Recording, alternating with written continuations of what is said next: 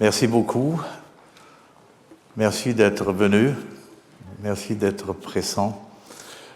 Et merci d'être prêt à recommencer nos efforts à comprendre la situation européenne. Aujourd'hui, je vais essayer d'éclairer le terme Europe latine, le continent, l'impérium et ses transferts.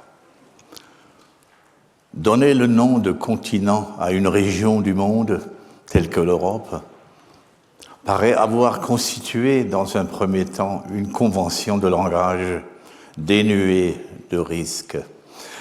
Elle profite de l'erreur bien rodée depuis le XVIIIe siècle que commettent les cartographes et les géographes lorsqu'ils qualifient de continents des masses de terre attachées les unes aux autres, comme si les sols étendus des terres fermes étaient des contenants qui transforment en contenu ce qui se trouve en eux et sont bâtis sur eux.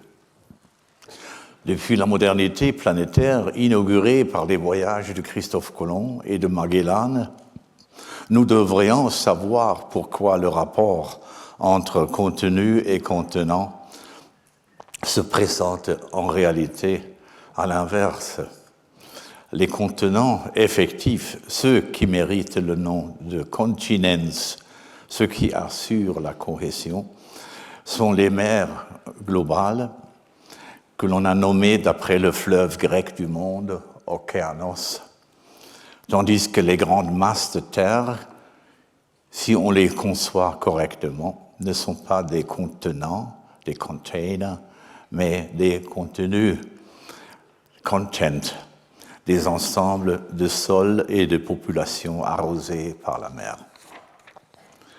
Si nous cherchons les termes appropriés pour nommer ce contenu qu'est l'Europe, nous nous heurtons à un phénomène divergent dont on ne vient pas à bout en le marquant par l'expression identité. Qu'est-ce que l'Europe ?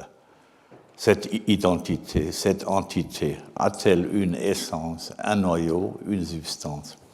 Les réponses négatives à ces questions, souvent posées, sont trop nombreuses pour qu'on les récapitule une fois, pour une.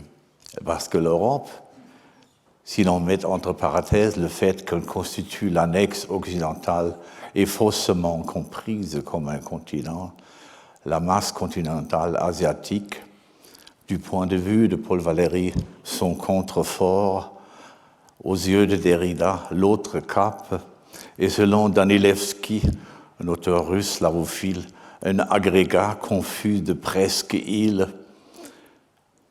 Est-elle encore quoi que ce soit de réel à quoi l'on pourrait attacher sa définition ? Après un siècle de controverses sur la nature, l'essence, la substance, les frontières, la mission, le fardeau, la passion ou l'héritage de l'Europe, nous voulons ici nous convertir à professer un accès rigoureusement pragmatique. Au lieu de courir après des fantômes essentialistes, nous comptons nous contenter de cette question. Que fait l'Europe et qu'est-ce qu'elle fait quand elle est au plus auprès d'elle-même? Qu'est-ce qui revient à demander s'il existe quelque chose qui permettrait de reconnaître les Européens dès qu'ils se comportent en agents typiques de leur pôle culturel? Bref, nous reconnaissons la nécessité, si l'on veut parler de l'Europe, d'opérer un passage de la pensée essentialiste ou substantialiste à la pensée dramaturgique ou scénographique. Et depuis toujours, ce qu'on appelle l'intelligence ou la faculté de comprendre ne se réfère pas seulement à des mots, des phrases, des textes, contrairement à ce qui est devenu un common sense parmi les philosophes modernes du langage. Elle se réfère aussi de toute éternité à des ensembles de situations et de signes que l'on appelle des scènes. entre gens de théâtre. Et l'intelligence est la capacité de lire sous la forme de scène. Et penser l'Europe de manière dramaturgique et scénique, cela implique la tâche consistant à dessiner au sein de cette partie du monde un lieu privilégié dans lequel ont été composés le scénario et la didascalie de ce qui suivra. Et quand nous parlons ici qui suivent du livre de l'Europe, et quand nous annonçons qu'il s'agira d'y poser quelques marque-pages, et cela, on verra, de préférence sur des passages très pelus, nous devrions nous être entendus sur ce qu'est la métaphore du livre. Les cultures et les livres ont en commun ce trait que, en eux, le fait de tourner les pages et le prolongement de modes de vie au sein des générations suivantes constituent des équivalents formels. Les modes de la lecture ou les formes de la remise en scène représentent une troisième dimension entre les cultures et les livres. Ils permettent de donner de nouvelles représentations d'anciens éléments d'une culture qui se sont coagulés pour former des pièces. Et les remises en scène forment le milieu actif entre la page tournée et la reproduction.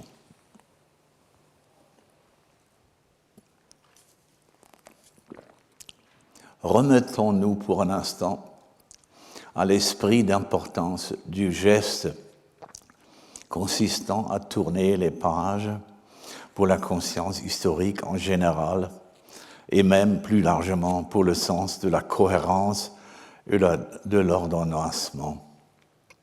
Dans sa nouvelle publiée en 1975, le livre de sable, El libro de arena, l'écrivain argentin Jorge Luis Borges a décrit le cauchemar de tout historien, plus encore de n'importe quel être humain qui voudrait s'assurer de l'ordre des choses sous la loi de la succession. Un jour, on sonne à la porte du narrateur. Un étranger aux traits typiques des pays nordiques se présente à lui dans l'intention de vendre des Bibles. Mais il a aussi en sa possession un autre livre sacré qui présenterait probablement un intérêt aux yeux d'un amateur. Le marchand de Bibles ajoute qu'il a échangé ce livre en Inde à un intouchable qui ne savait pas lire contre quelques roupies et une Bible. Effectivement, on trouve au dos de l'ouvrage l'inscription Holy Writ et le lieu d'édition, Bombay. Le propriétaire précédent, lui dit-il, lui a affirmé que ce livre s'appelait le livre de sable, parce que ni ce livre ni le sable n'ont de commencement ni de fin. Le narrateur raconte alors qu'il a échoué à plusieurs reprises dans ses tentatives d'ouvrir la première ou la dernière page de l'œuvre. Il restait toujours entre les doigts qui tournaient les pages et la couverture du livre, quelques pages qui donnaient l'impression de sourdre du livre. Et quand le narrateur l'ouvre quelque part en son milieu, on voit apparaître du côté gauche de la pagination 40 514 et de l'autre côté, à droite, le nombre 999. Et si l'on tourne encore la page, il trouve sur la suite suivante un nombre à 8 chiffres. Il s'avère impossible de retrouver une page que l'on a déjà ouverte. Et quand le narrateur s'exclame « ce n'est pas possible », le vendeur répond à la voix basse « cela n'est pas possible ». Et pourtant, cela est. Le nombre de pages de ce livre est exactement infini. Aucune n'est la première, aucune n'est la dernière. Je ne sais pourquoi elles sont numérotées de cette façon arbitraire, peut-être pour laisser entendre que les composants d'une série infinie peuvent être numérotés dans n'importe quel ordre. Puis, comme s'il pensait à haute voix, il ajouta « Si l'espace est infini, nous sommes dans n'importe quel point de l'espace. Et si le temps est infini, nous sommes dans n'importe quel point du temps. » Mieux qu'une autre histoire, le méchant conte du livre de sable souligne l'intérêt que l'humain porte à la finitude. Les situations finies sont les seules que l'on puisse parler de série, des proportions et des conséquences. Elles constituent des figures fondamentales, des conditions à réunir pour que la fiction bienfaisante de la possibilité de raconter des biographies individuelles et des histoires collectives englobantes reste en vigueur. Et le livre du sable désigne l'impossibilité de raconter une histoire. Et cette impossibilité rend vaine toute tentative visant à retrouver une page donnée à l'aide d'un marque-page. Et on devrait sans doute rappeler ici que dans le genre antique des bioi, le genre était apparu l'utopie européenne de l'être au livre. Elle se reflète dans cette devise forgée par Pline le Jeune et volontiers citée par les humanistes du XVIe siècle, devise qui caractérisait la vie à la lumière de cette curiosité. Aut scribenda agere, aut legenda scribere. Qu'on agisse de telle sorte que cela mérite d'être écrit, scribendum, et qu'on écrive de telle sorte que cela mérite d'être lu, legendum. Quand on représente l'Europe comme un livre, on désigne eo ipso un produit écrit sous forme de script. Et en tant que scénario validé, il assigne aux événements dont il est question des places plus ou moins fixes dans un déroulement temporel non réversible. Certains scripts, y compris celui dont il est question ici, pressentent cette curiosité que celui qui les lit risque d'être intégré à l'improviste dans une nouvelle édition. Et ce, d'une manière qui n'est pas seulement fortuite. Ils sont rédigés dès le début de ravir au lecteur au moyen d'un tua res agitur. Il s'agit de toi-même résolu, l'illusion de la lecture impartiale. Ici, je renvoie bien sûr à un passage très connu de la naissance de la tragédie de Friedrich Nietzsche, où il dit « c'est précisément le charme ou la magie de ces drames que celui qui les voit doit les combattre soi-même ». Et ce qui relie à la sphère du livre la dureté des entités de pouvoir dans l'espace public, c'est la fonction symbolique. En tant qu'entité de soft power, les livres relèvent de la dimension des signes. Et parmi ces signes, la primauté revient au commandement, transmis sur le mode de l'impératif.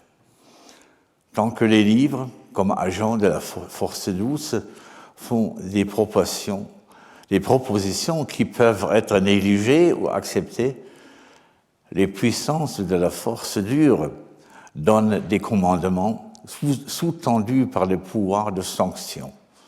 En latin, imperare signifie gouverner. L'impératif est le sédiment grammatical sur lequel repose l'expérience du fait que les forces de commandement et de motivation sont dans le monde. Ils sont dans le monde dans la mesure où il s'agit des voies qui fixent des buts et des signaux qui donnent direction. Elles constituent les points qui relient les mots et les faits. Et depuis l'époque de la République, on nomme imperium le pouvoir de commandement précisément circonscrit dans le temps et dans l'espace. Normalement, l'imperium d'un général durait 6 mois chez les Romains, dont disposait le commandant en chef des troupes romaines. L'imperium était pour finir le nom qu'on donnait à l'ensemble de l'espace dans lequel on respectait les commandements émanant de Rome, et le commandement des troupes était devenu avec le temps le pouvoir central dans la res publica qui se culmina avec la figure du imperator. Et après la victoire d'Octavien dans la guerre civile romaine, on les appelle les Césars parce que ce jeune homme avait été adopté et désigné comme héritier porteur de nom dans le testament de Jules César. Et la pièce originale dont on examinera ici la réintroduction dans l'Europe est intitulée Imperium Romanum. Et dans l'épopée héroïque de Virgile, le père d'Énée exhorte son fils pieux qui lui rend visite aux enfers à écouter le mandat qu'il lui donne et à ne jamais oublier en tant que Romain de diriger les peuples au moyen de son pouvoir de commandement.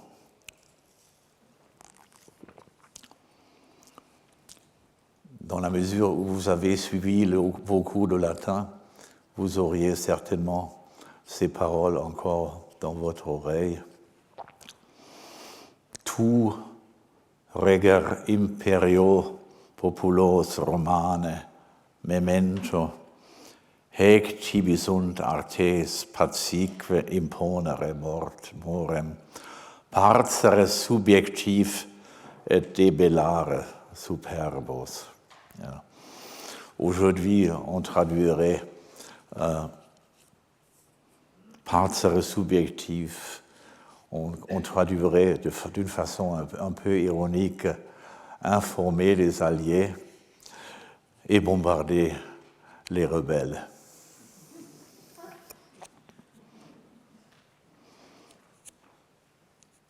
Comprendre l'Europe, cela signifie donc, dans un premier temps, comprendre les métamorphoses d'une entité au centre de laquelle était l'œuvre en fonction impératiste de Rome. Posons ceci sans autre opération déductive. Du point de vue dramaturgique, l'Europe est le lieu où s'opèrent des remises en scène de systèmes de commandement romains. De celles-ci découleront un jour, avec un retard de plus de 1000 ans, les États européens des temps modernes, prenant le plus souvent la forme d'États-nations, à l'exception notable de la Confédération helvétique qui n'a jamais été une État-nation. Les systèmes politiques qu'ils représentaient se sentaient condamnés à importer tôt ou tard ce qui était déjà le dilemme romain. Parce que le dilemme romain, c'est la surextension, le overstretching of the empire.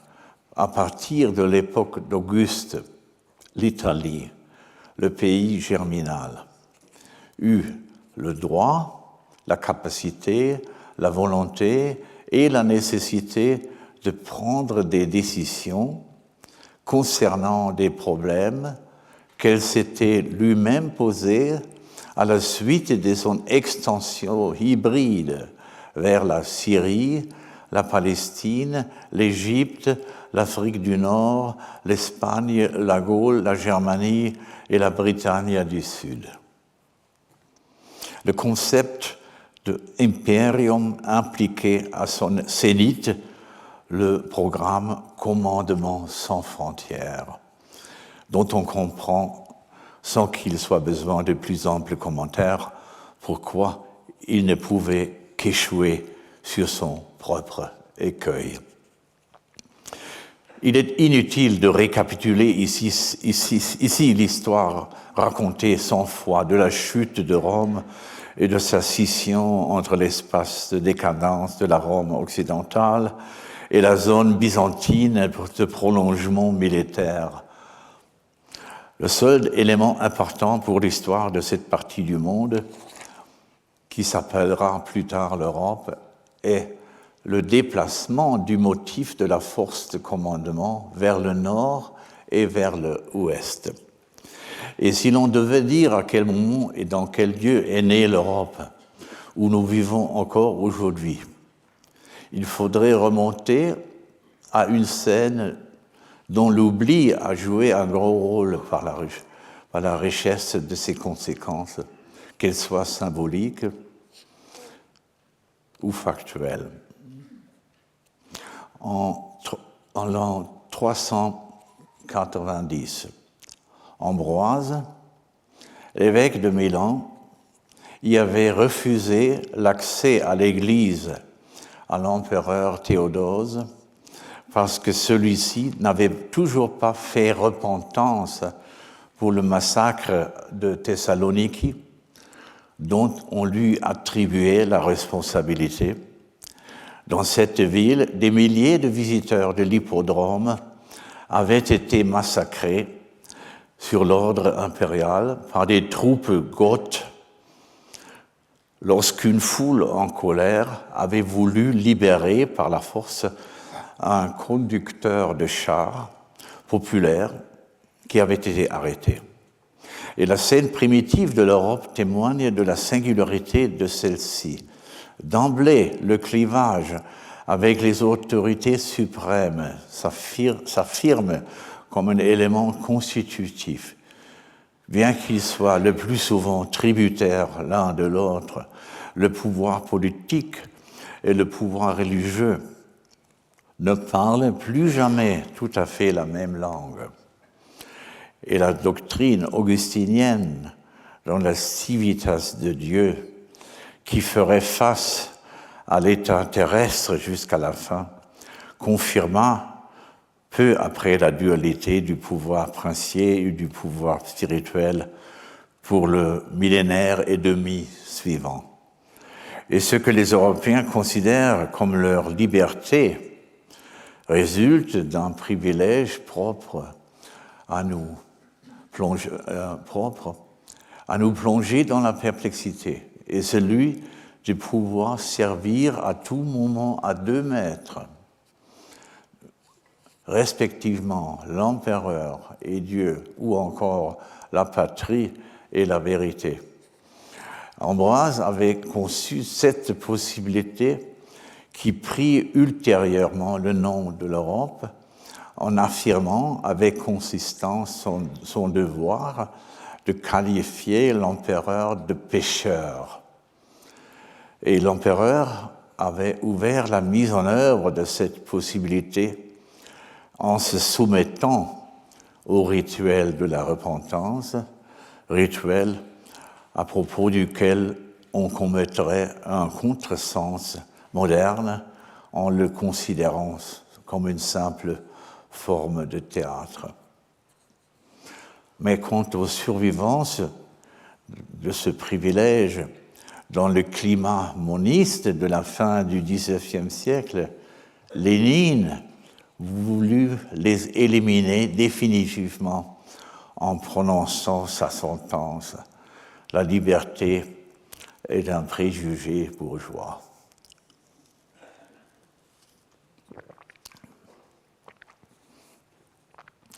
Donc, pour entrer dans l'horizon pragmatique du phénomène historique qu'est l'Europe, il faut se familiariser avec le concept dramaturgique du reenactment, de la remise en scène.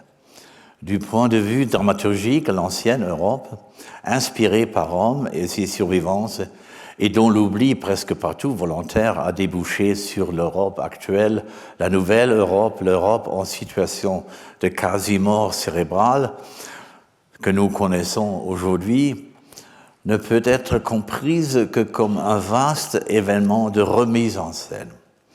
Au fil de longues saisons théâtrales, auxquelles les historiens donnent le nom d'époque, elle a su conserver sa vigueur au moyen des représentations constamment renouvelées. Et si elle est restée en marche, c'est en particulier parce que ses premiers rôles, les empereurs allemands, les rois du Portugal, d'Espagne, de France, d'Angleterre, les tsars et d'autres acteurs jouant sur la grande scène, n'ont pratiquement jamais vraiment compris à quelle pièce ils étaient déclarés disposés à participer. Les princes d'Europe, Charlemagne en tête, ont tous été des somnambules errant dans leur palais et sur les champs de bataille pour réciter sur la scène mondiale les séquences de mots solennels d'un auteur anonyme aux racines italiennes, toujours dans la conviction d'accomplir des choses qui répondaient aux intentions de Dieu et qui servaient au bien de leur peuple.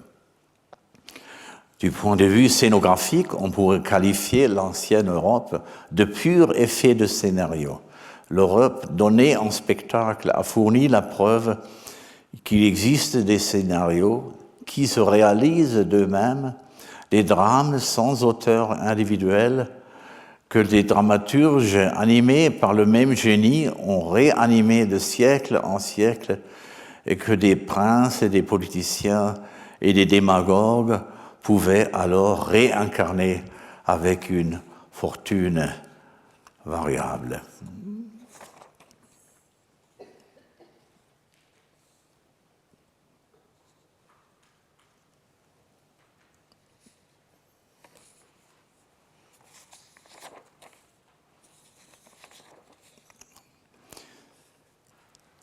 Si l'on adopte les caractéristiques de l'impérialité et de la latinité comme des critères de recherche, les effets dramaturgiques qui ont été apportés aux nouvelles représentations de l'Empire au cours d'une période représentent presque un millénaire et demi, deviennent spontanément visibles. Il faut mentionner ici en premier lieu le transfert de l'Empire romain occidental vers l'Église chrétienne latine dans les premiers temps. Le terme translatio est, quant au fond, beaucoup trop faible pour dessiner ce processus, parce que l'Ecclesia triumphans de l'ère post-constantinienne n'était pas seulement arrivée aux affaires dans le rôle d'imitatrice, mais aussi et plutôt la concubine spirituelle de l'impérium. Et à la fin du IVe siècle, elle était depuis longtemps devenue son clone, son double, son meilleur moi. Et on le voit notamment aux dimensions des évêchés qui respectent en règle générale les frontières des diocèses administratifs romains, mais aussi les tenues des prêtres chrétiens qui marquent jusqu'à nos jours de leur empreinte de la haute culture catholique, étaient dues, elles aussi, à la reprise des robes que les fonctionnaires romains portaient pour les liturgies de l'État. Et l'Église fournissait à l'appareil politique sa raison d'être, sa légitimité et sa sainte conscience et sa bonne conscience. Et ce n'est pas sans raison que Jacob Burckhardt a noté à propos de l'évêque Eusèbe de Césarée, auteur de la première histoire de l'Église et de la grandiosement tendancieuse Vita Constantini, qu'il avait rendu des services de barbier en œuvrant sur la perruque théologique de l'empereur.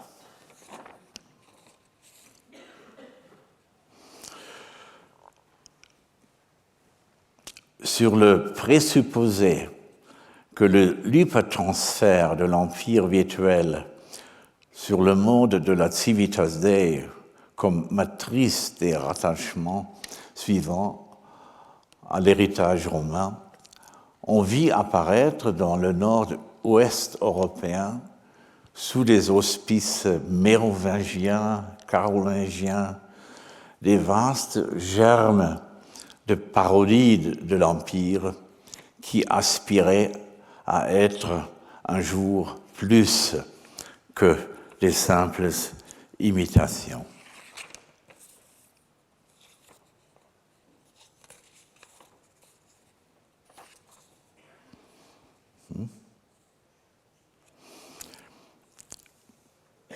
Il fallut des siècles pour que du patchwork des innombrables économies dominicales et autres foyers de noblesse locaux émerge une personne légale du type de l'État.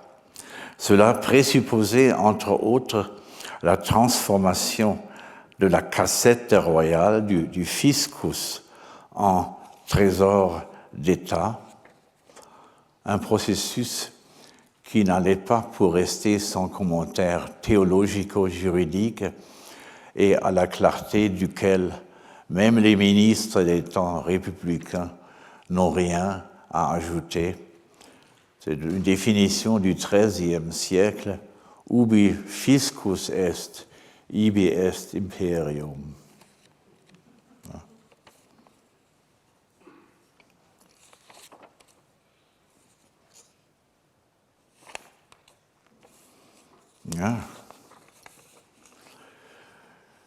Sous l'angle de l'histoire culturelle, l'histoire ancienne de l'Europe latine embrasse les destinées du classicisme politique. Celui-ci s'exprimait entièrement dans le dialecte du romanisme. Il laissa des signatures précoces, tout aussi distinctes à Aix-la-Chapelle, à Goslar, à Vienne et à Paris, que plus tard à Lisbonne, à Madrid et dans d'autres métropoles.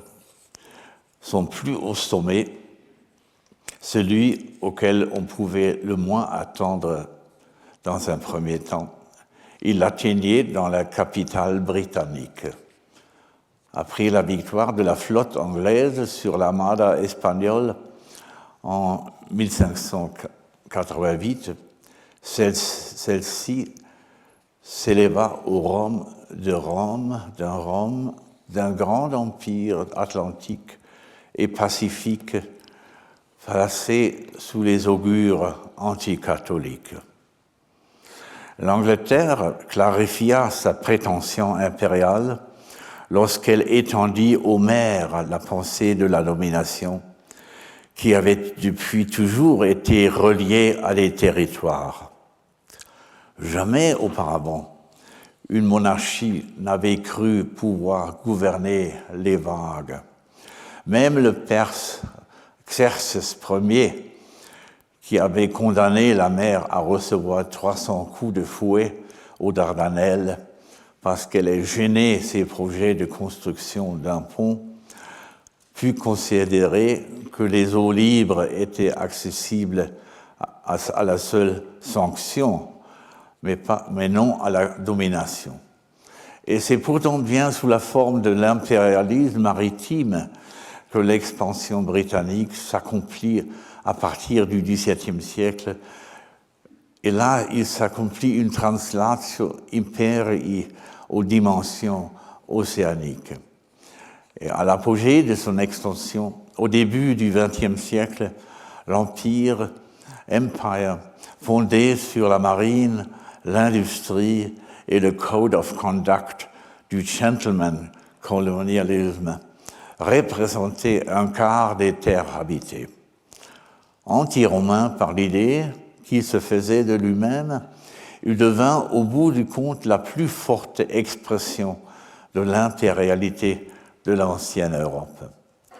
Et que la ville de Londres, après le grand incendie de 1666, ait fait restaurer la St. Paul's Cathedral pour qu'elle soit l'église la plus importante du monde chrétien après la basilique de Saint-Pierre de Rome,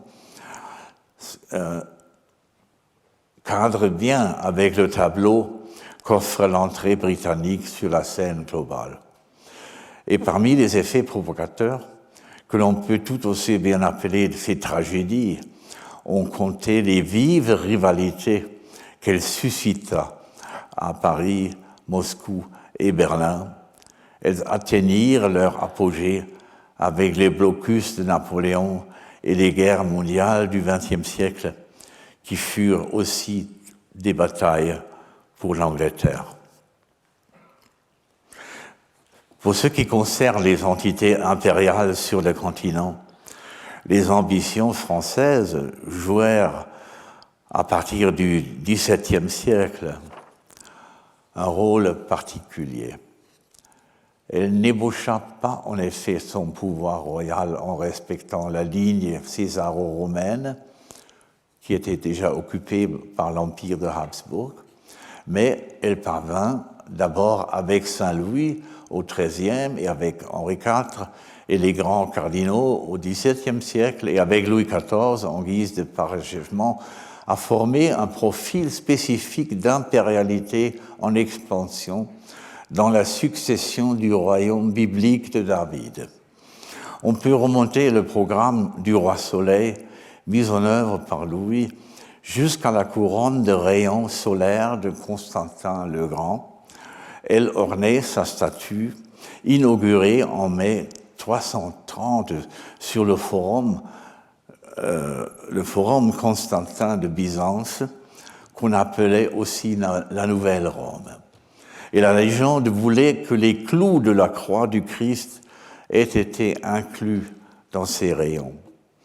Et après les événements de 1789, la nation Soleil reprit dans sa conception qu'elle avait la mission, la programmatique de la domination à partir d'un cercle lumineux. Le 27 septembre 1792, quand la Convention proclama la formule selon laquelle la République française était une et indivisible en tant que dimension politique, on ramena à Paris cette impérialité interne de la nation que le roi Soleil avait conquise et qui s'était condensée à Versailles. Et ce qu'on appellerait plus tard le mal français se fit plus fortement remarquer avec chaque décennie qui s'écoula après le transfert de royaume de Versailles vers la métropole. Et Paris n'avait pas seulement hérité des rois la banalisation de la noblesse héréditaire, mais plus encore l'assèchement des régions qui n'a pas été suffisamment compensé jusqu'à ce jour. Il fallut attendre Napoléon pour que s'opère la conversion formelle de la monarchie biblique vers le césarisme de style romain. Et ce fut alors de son couronnement à Notre-Dame de Paris, le 2 décembre 1804, quand il se hâta de remplacer la pieuse couronne par les lauriers pré-chrétiens. Et ce fut également le cas lorsque, par décret de février 1806, il promit à l'armée victorieuse d'Austerlitz qu'elle reviendrait à Paris en passant sous un arc de triomphe. C'est le romanisme triomphal. Et qu'il a voulu faire de son fils, né en 1811 de l'union avec la fille d'empereur Marie-Louise d'Autriche, un roi de Rome, resta un détail marginal face au cours ultérieur des éléments.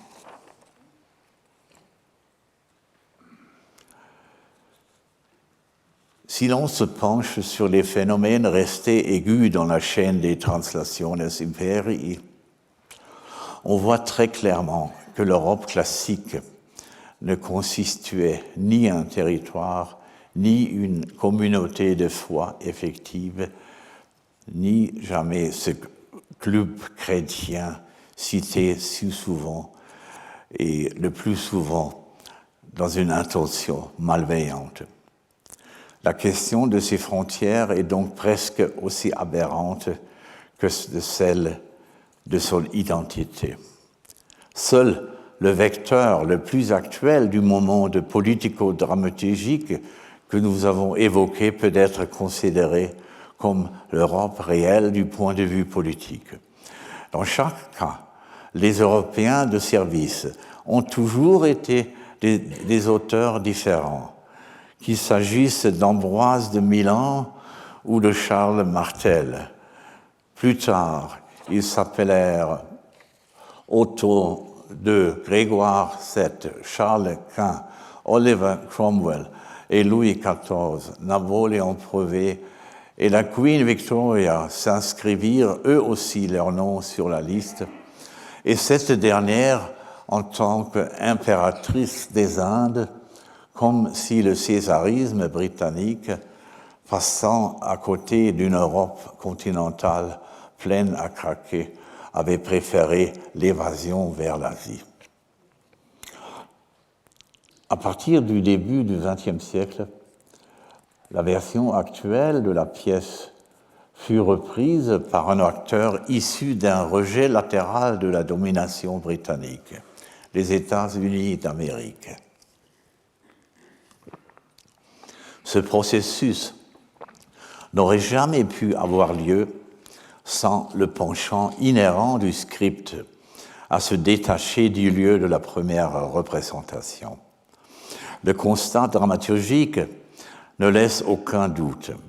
Quand on considère la ville de Washington sous l'angle de l'urbanisme politique, on distingue sur le champ à quel point le décorum du classicisme impérial de l'ancienne Europe y a retrouvé une place qui a culminé avec la surélévation de la coupole du Capitole achevée en 1863.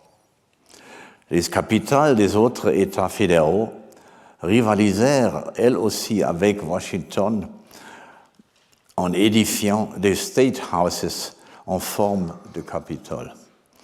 Et dès 1782, et avec la création du blason de l'État des États-Unis, on voit apparaître la figure de l'aigle qui, depuis l'Antiquité, symbolisait la souveraineté impériale. Oiseau de Jupiter, il était sacré pour les Romains. Il le représentait pourvu de clairs symbolisant la foudre et le tonnerre de cette force frappant d'en haut qui, depuis, selon Montesquieu, porte le nom d'exécutive. Et les légions romaines défilaient sous les enseignes frappées de l'Aquila, l'aigle, c'est devant elle qu'il prêtait serment. Et sur la statue assise, créée de 1914 et 1922 au mémorial de Lincoln, le président transfiguré pose ses mains à droite et à gauche sur deux faisceaux de verges romains, les fasces, qui font depuis toujours office de signe de pouvoir d'exécutif. Et en édifiant ce monument à l'ombre de la Première Guerre mondiale, les notables de la capitale américaine rendaient public le fait qu'ils étaient prêts à assumer le rôle de la quatrième Rome. Et il ne fait aucun doute que la politique étrangère des États-Unis a pris au cours du XXe siècle des trains impérialistes, alors que son scénario du XVIIe était encore principalement défini par l'extension interne vers l'Ouest. Et ces réflexions, quoique présentées sur le mode rhapsodique et sans volonté d'entrer dans les détails, attirent l'attention sur une conséquence passablement ironique. Selon elle, le moment du phénomène d'Europe, conçu dans une perspective politico-dramaturgique, a cessé depuis un certain temps de se situer dans la partie géographique homonyme du monde. L'Europe agissante, pour ne pas parler d'Europe en fonction, se trouve après 1945,